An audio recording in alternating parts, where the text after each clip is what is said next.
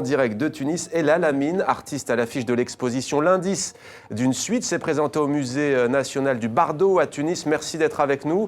Alors, le festin des affamés, c'est le nom de votre installation. Vous avez choisi de questionner tout ce qui tourne autour de la nourriture. Comment avez-vous été amené à opter pour cette thématique, Ella Lamine ? Alors déjà, je vous remercie de m'avoir invité. Ça fait énormément plaisir d'être déjà avec vous en direct et aussi au musée du Bardo, parce que ça faisait déjà un moment qu'on n'est pas venu. Et là, donc, une grande pensée aux victimes du terrorisme et à leurs familles aussi. Enfin, qui sont partis dans un acte barbare, eux qui étaient déjà venus pour découvrir la Tunisie et la culture et malheureusement sont restés au Bardo. Donc, bon, une pensée pour eux. Alors, pour ce qui concerne l'exposition, donc Indice d'une suite, le projet que j'avais proposé se déroule sur 2 volets. Un premier volet qui s'est fait à Paris en 2014.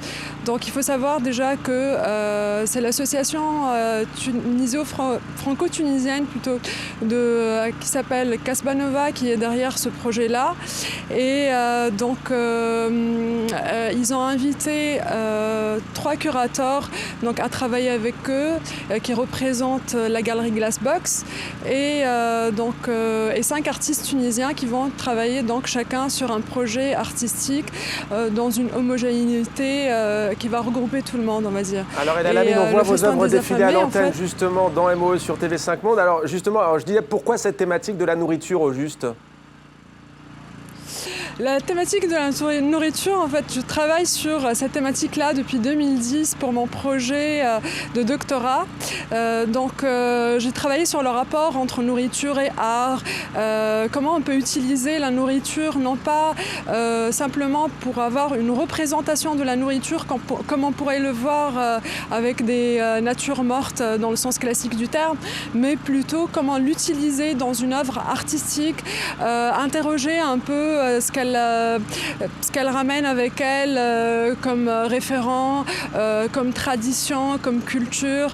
Donc ici, en fait, pour le festin des affamés, j'ai voulu créer une sorte de table conviviale où on pourrait voir plusieurs plats tunisiens traditionnels. Gendarme ligoté, qu'avez-vous recherché à travers cette œuvre Boulis Mktatef en arabe, Ella Lamine ? Voilà. Alors, il faut savoir qu'en Tunisie, on a pas mal de plats comme ça traditionnels où on retrouve des appellations un peu amusantes, un peu intrigantes. Où il y a vraiment une recherche par rapport au langage, par rapport à la tradition culinaire tunisienne. C'est ce que je voulais en fait. Je voulais travailler sur ce type de plats tunisiens. C'est pas n'importe quel plat, mais c'est plutôt des plats qui ont des appellations un peu bizarres ou peut-être morbides. Et comme vous, en fait, comme en France, il y a par exemple la pâtisserie La Religieuse, où on imagine une religieuse, mais c'est une pâtisserie. La même chose pour nous, on a pas mal de plats.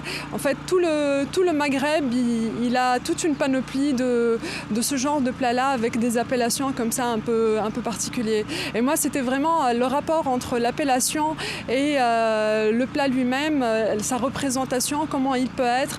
Là, on retrouve donc les ingrédients qui composent ce genre de plat. Donc, le gendarme ligoté n'est qu'un plat parmi tant d'autres. Un plat parmi tant d'autres. Alors, quelques mots aussi sur un autre de votre projet. C'est une exposition personnelle intitulée The Secret Life of Samantha C, la vie non secrète de Samantha C. On va en voir un aperçu, mais tout est parti, semble-t-il, du profil Facebook d'une jeune citoyenne américaine. Racontez-nous.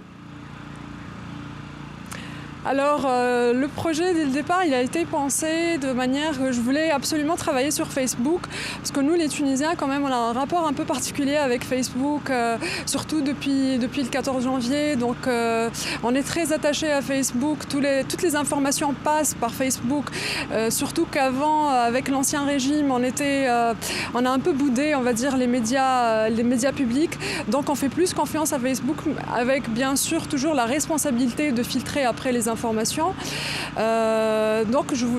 Et on passe aussi énormément de temps, beaucoup d'énergie à alimenter ce compte-là, ces réseaux sociaux. Donc je voulais absolument travailler sur ça. Je cherchais vraiment un prétexte assez pertinent qui pouvait justement témoigner un peu de l'idée que je voulais passer. Et j'avais choisi donc une personne, une inconnue que je ne connaissais pas du tout, choisie vraiment au hasard sur la toile. Et je cherchais un monsieur ou madame tout le monde. C'est tombé sur Samantha et je travaillais dessus je l'ai suivi pendant 1 an et demi. Je travaillais surtout en fait sur la libre circulation des données publiques sur les réseaux et donc tout ce qu'elle pouvait partager. C'est vraiment pas un profil public, c'est un profil privé comme le nôtre et où parfois on voit quelques publications publiques. Et l'idée c'est bien entendu d'interroger l'identité virtuelle sur les réseaux sociaux. On va terminer avec vous par une question plus liée à l'actualité qu'à vos travaux artistiques. 2 actualités cette semaine en Tunisie. D'abord la remise du prix Nobel au quartet tunisien, c'était à Oslo cette semaine.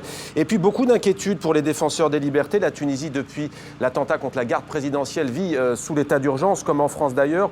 Plusieurs jeunes artistes sont inquiétés par cette fameuse loi 52 qui pénalise la consommation et la détention de cannabis. Alaeddin Slim, Fakhri Al-Rezal et Atef Matala ont écopé d'1 an de prison tout récemment. Est-ce que ça vous choque ? Oui, ça nous choque énormément. Toute la scène artistique, elle est vraiment choquée par ce qui s'est passé. En plus, on les connaît très bien. Ils sont considérés comme parmi l'élite de ce qu'on a en Tunisie comme artistes. Donc, on est vraiment choqués que ces personnes-là, travailleurs, très créatifs, très engagés dans leur travail, se trouvent comme ça en prison à cause de... ils sont accusés d'avoir fumé un joint. Et c'est pas normal que cette loi elle continue quand même à faire des ravages comme ça et à mettre de jeunes Tunisiens en prison. Il faut savoir que les avocats ils ont mentionné quand même un chiffre terrible. 7000 jeunes Tunisiens sont en ce moment en prison ou sont passés par la prison à cause de cette loi. Donc il est temps que ça s'arrête.